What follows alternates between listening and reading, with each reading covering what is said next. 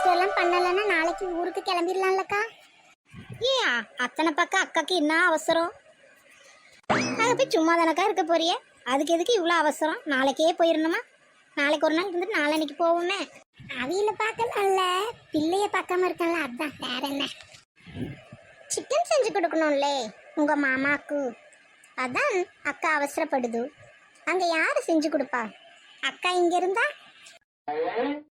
எம்மா சும்மா கிண்டல் பண்ணாதம்மா. அப்புறம் வீட்டில் செஞ்சு கொடுக்கலன்னா அவர் ஹோட்டலில் வாங்கிட்டு வந்து திங்கிறாரு. அது உடம்புக்கு நல்லதா அந்த எண்ணெய்லாம், அதனால தான் செவத்தை நம்மளே செஞ்சு கொடுத்துருவோம், வீட்டில் நானே செஞ்சிடுறது. ஆமாம், குடிக்கிறது மட்டும் உடம்புக்கு நல்லதா? வேற என்ன பண்ண? இதை நான் நல்லதாக செஞ்சு கொடுக்க முடியும், குடிக்கிறதையும் நல்லதா வீட்டில் காய்ச்சா கொடுக்க முடியும். நம்மளால எது முடியுதோ நம்ம அதை தான் செய்ய முடியும். சொல்லி சொல்லி பார்த்தாச்சு, மனுஷன் குடியை நிறுத்த மாட்டேங்காரு. நான் என்ன பண்ணேன்?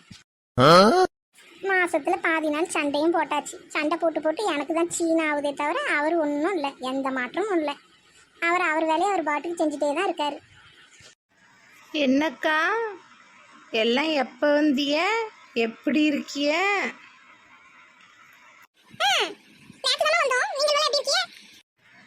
நல்லா இருக்கோங்க்கா. இது யாரு? அக்கா தங்கச்சி ஒரே மாதிரி இருக்காவ ரெண்டு பேரும்? இல்லக்கா, இது என் குழந்தை மொண்டாட்டி, அது எங்க அக்காவோட குழந்தை மொண்டாட்டி. ரெண்டு பேருக்கும் ஜாடை ஒட்டுத, ஒரே மாதிரி இருக்காவுல. இவிய கொஞ்சம் கலராக இருக்காவ, அந்த பிள்ளை கொஞ்சம் சவப்பாக இருக்கு. நான் அக்கா தங்கச்சின்னு நினச்சேன்.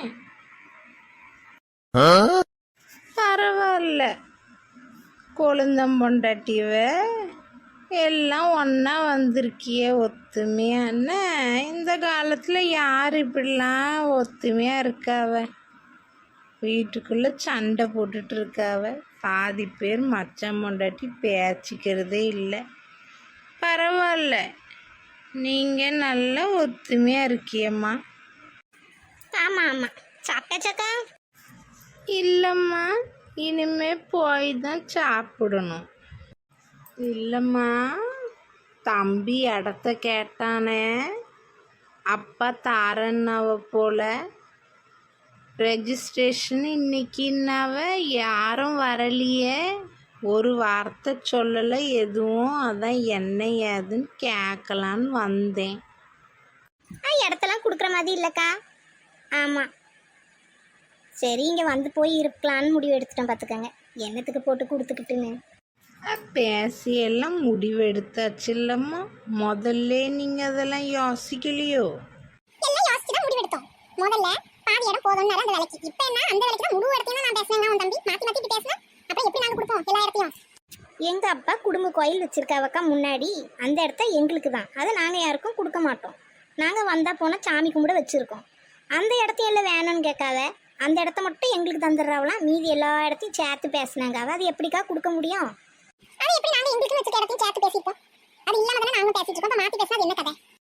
கோயில் இருக்குல்லக்கா, அதை யாரும் வாங்க மாட்டாவ பார்த்துக்கிடுங்க.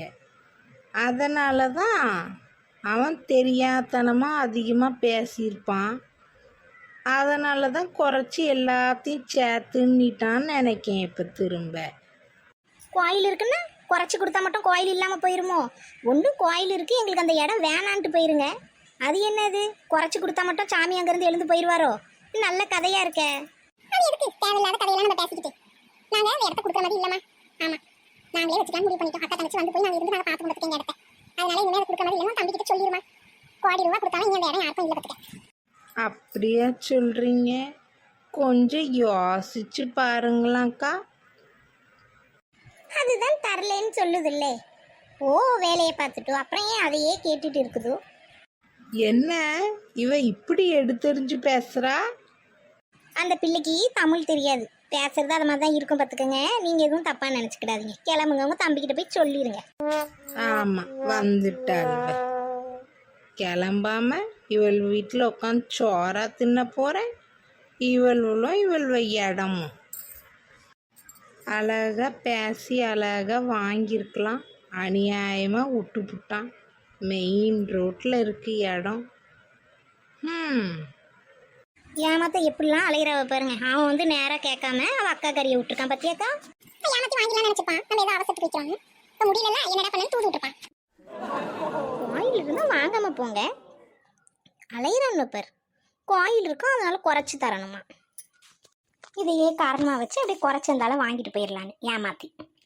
இருந்துட்டு போட்டு நகை விற்கிற விலைக்கு இனி நகைலாம் போட்டு கட்ட முடியாது. இடத்த கொடுத்து பிள்ளையை கரையேற்றிட வேண்டியதான். ஆமா, பிள்ளை கதை எழுதி கொடுத்துட்டா அதுல தேவைக்கப்போ அப்ப வித்துட்டு போட்டு இன்னும் நாளாவது இன்னும் வேலை யாரதானே செய்யும்.